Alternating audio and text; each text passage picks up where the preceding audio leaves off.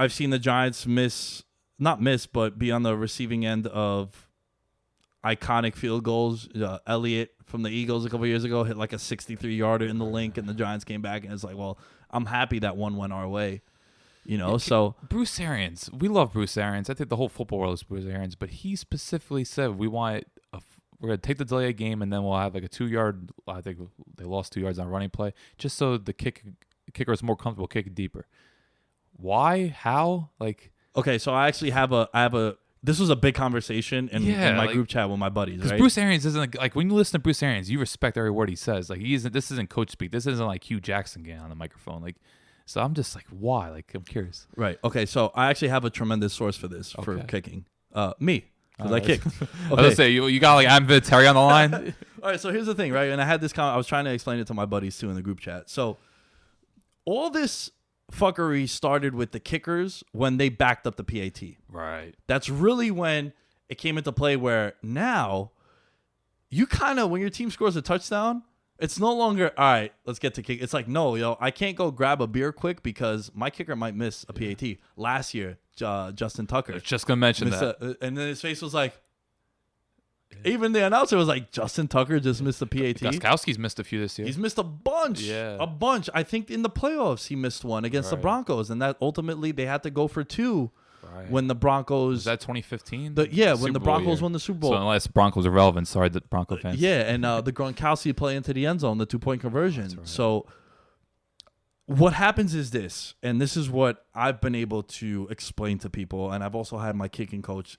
tell me that you're right. This is spot on this. Is back in the day, kicker is the worst position to play in football because, first of all, you don't practice with the team. They need you for maybe 90 seconds throughout a 3-hour practice when I used to play in college. Right. And you literally just kick on the sideline into a net.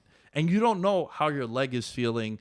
You don't visual. A lot of kicking is mental, obviously. And it's also like, you look past the uprights. You always try to find like, seat number 23 in row 8. That's where you want to zone in on because, you look, the micro is a better vision for you mentally than the macro, right? So you look past the uprights. And what happens is when you back up the PAT, it's now an actual field goal attempt. It's a 33-yarder where it used to be a 20-yarder. And you were able to come in there, your team scores a touchdown. You could hit maybe 1 or 2 PATs before you attempt a 50-yarder. So you know how you're feeling. It's sort of like a golf swing. It's very similar to a golf swing where like you can drive all you want, but when you get out on the course, it's a little bit different. So it's all a mental thing. I think now when you back it up, the kicker thinks, well, this is an actual field goal, but it's a PAT. Right. With all that being said, you cannot miss under 40 yards. That's the one thing that my kicking coach, especially Adam in Tanowski, Tampa. Yes, with their history, right? Have they been good at kickers since they got your boy Matt Bryant? I don't think so. Like Jose Aguayo, that flopped. I couldn't even name you the rest of them. I think they had the Italian Costanzo.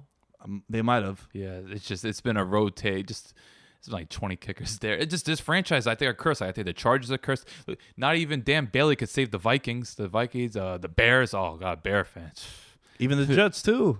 Oh, Jets. The Jets have had bad kicking woes. From Doug, was it Doug Bryan back in 2004? Yeah, where they went out and they spent either a first or second round pick on Nugent. Wow. Remember, out of Ohio State? Yeah, it was Ohio State. Yeah, and it's because of the kicker roles. So that's what it is with the kicker. And with all that being said, my kicking coach, Adam Tanowski, has a really successful kicking camp. I want to get him on the show one time. Mm-hmm. He tells me, he's like, dude, don't miss under 40. Mm-hmm. Just don't. He's like, come on. Like, even if you hit that, even if you don't get enough behind it, if you're a kicker, that should be money. Just be accurate. Just be accurate. Just be perfect under 40. That's really what he instilled in me. And that was something when I would go to camps that I was able to be successful at. When they would chart my kicks, I would never miss under 40. No. Now, when you go over 40 to 50 range, he's like, try to be at like 90%. And then anything over 50, like, look, that's a bomb, a 50-yard field goal, But that's really what it is with the kicking aspect as it gets moved back further and further. And it never makes it easier for it to be moved back because it's a mental thing, right? A 45-yard field goal attempt sounds a lot easier than 50. Just saying it, in my mind, it's like, 45, that's light. And it's 5 yards. Right. So it's completely different for a kicker. And that's what I think Bruce Arians should have just taken the L on that. Just be like, that was just bad judgment on my part.